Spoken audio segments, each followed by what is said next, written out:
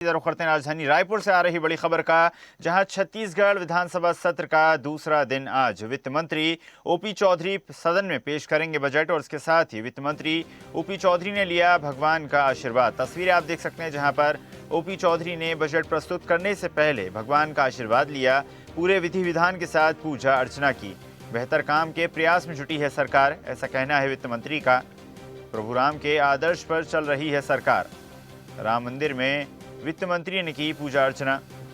CM Vishnudeo Sai का x पर post, तीसरा बजट विकास के लिए मजबूत कदम साबित होगा। जल बोर्ड गठन, जी राम जी योजना, नक्सल पुनर्वास, राजधानी के विकास से जुड़े बड़े ऐलान भी संभव हैं। मेट्रो सिटी की तर्ज पर विकसित करने जैसे बड़े ऐलान भी संभव हैं। तो कई सारे ऐलान, कई सारी संभावनाएं इस बजट से जुड़ी हुई हैं। साय सरकार का तीसरा बजट जनहितकारी, जन लाभकारी बनाने का सरकार का पूरा प्रयास।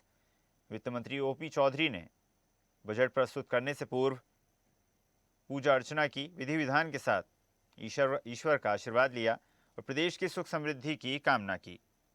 आदरणीय मुख्यमंत्री जी के नेतृत्व में प्रभु श्री रामचंद्र जी के आदर्शों पर चलते हुए बेहतर से बेहतर काम करने का प्रयास हमारी सरकार कर रही है। अभी राम दरबार में हम लोग आशीर्वाद लेकर बजट प्रस्तुत करने के लिए विधानसभा में जा रहे हैं और आगे के लिए थोड़ा तो सुना आपने किस प्रकार वित्त मंत्री ओपी चौधरी ने बताया कि सरकार का ये प्रयास है कि बजट को जनता के लिए लाभकारी बनाया जाए, हर वर्ग को साधने का प्रयास इसमें किया जाए। और इसी उम्मीद के साथ प्रदेश से नक्सलवाद के खात्मे को लेकर भी लगातार सरकार प्रयासरत है। उन सभी हितकारी योजनाओं को भी, अभियानों को भी बजट के माध्यम से समाहित करने का प्रयास किया जाएगा। तो वहीं किसान और धान को लेकर भी लगातार सरकार प्रयासरत है। अन्नदाता की आय बढ़ाई जाए, अन्नदाता को उद्योगपति बनाया जाए। इसी प्रयास के साथ बजट में कई सारे प्रावधान किसानों को लेकर, फसलों को लेकर किए गए हैं। और साथ ही महतारी वंदन योजना भी लगातार प्रदेश में संचालित है, जिसके माध्यम से महिलाओं को साधने का सरकार का प्रयास है और महिलाओं को सशक्त बनाने का सरकार का उद्देश्य है। चलिए खबर पर अधिक चर्चा करते हैं। चार्टर्ड अकाउंटेंट योगेश वर्त्याली जी हमारे साथ जुड़ गए हैं। योगेश जी, बहुत बहुत स्वागत है आपका स्वदेश न्यूज़ में। और जिस प्रकार जन आकांक्षाओं का ये बजट है, जन आकांक्षाएं इस बजट से जुड़ी हुई हैं, इसलिए जन आकांक्षाओं का ये बजट है। कई सारे कयास लगाए जा रहे हैं, कई सारी उम्मीदें इस बजट से जनता को हैं। जी जी बिल्कुल सर। स्वाभाविक रूप से क्योंकि छत्तीसगढ़ राज्य जो है कृषि प्रधान राज्य है, तो ज्यादातर उम्मीदें जो रहती हैं वो कृषक लोगों को ही होती है इस बजट से। पिछले बजट में देखा गया था कि टोटल जो बजट एलोकेशन किया गया था एग्रीकल्चर सेक्टर में, उसमें से 10,000 करोड़ मिनिमम सपोर्ट प्राइस को सपोर्ट करने के लिए दिया गया था और 3500 करोड़ रुपए करीब फ्री इलेक्ट्रिसिटी सप्लाई के लिए दिया गया था। लेकिन इस बार ये अपेक्षित है सरकार से कि केवल सब्सिडी के रूप में जो पैसा राशि खर्च की जा रही है, उसके अलावा सरकार रिसर्च एंड डेवलपमेंट करके नई नीतियों के साथ प्रावधान करे बजट में, ताकि कृषक जो आज की तारीख में केवल धान में ही सारा का सारा ध्यान रहता है, उसके अलावा हॉर्टिकल्चर क्रॉप्स वगैरह में जाए, जिसके लिए बहुत जरूरी है कि सरकार को कैपिटल एक्सपेंडिचर भी करना जरूरी है, जो पिछले कुछ बजटों में कभी नहीं किया गया था। जी योगेश जी, आर्थिक जो सशक्तता है, आर्थिक जो योजनाएं हैं लगातार सरकार की, उसके संबंधित एक सवाल मन में आ रहा था कि जिस प्रकार महतारी वंदन योजना लगातार संचालित है, जिसके माध्यम से महिलाओं को लाभ पहुंचाने का, सशक्त बनाने का सरकार का प्रयास है, लेकिन साथ ही साथ महतारी वंदन योजना या इस जैसी योजना लगातार विपक्ष के सवालों के घेरे में रहती हैं कि आखिर लगातार प्रदेशों पर कर्जा बढ़ता जा रहा है और उसके बाद भी इस प्रकार की फ्रीवीज योजनाएं किस प्रकार जो है प्रदेश को किस दिशा में लेके जाएंगी?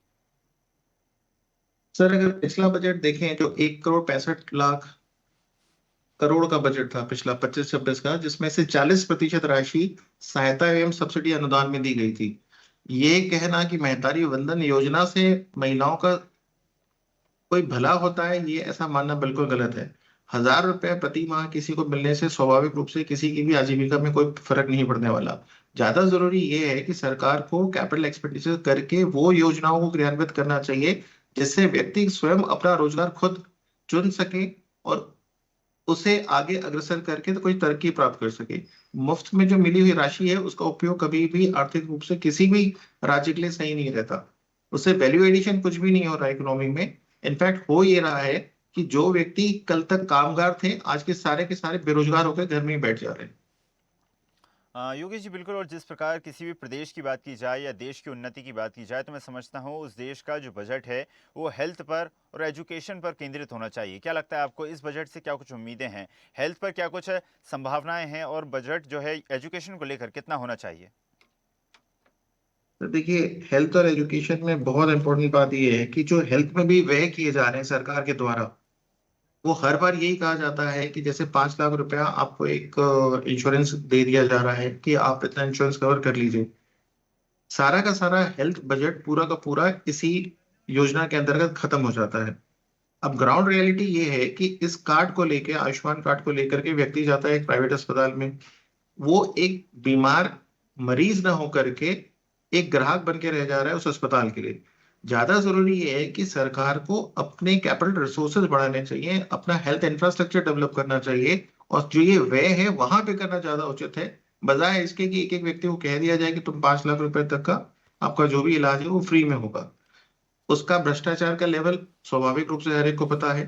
तो जो उसका and use of the fund है वो तो हमेशा गलत ही तरीके से जाता है।